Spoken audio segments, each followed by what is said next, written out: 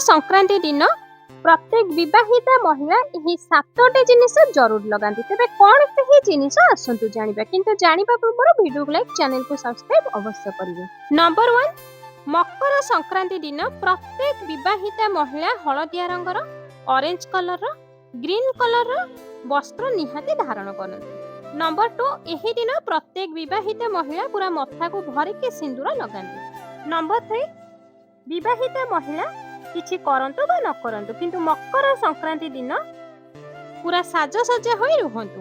काजल, nail polish, lipstick, बिंदी जरूर लगांतु। Number 4, महिला माने मकर संक्रांति दिन लाल, हलदिया, ग्रीन रंगर चूड़ी अवश्य पिंधंतु। नंबर 5, मकर संक्रांति दिन विवाहिता महिला माने परफ्यूम जरूर लगांतु।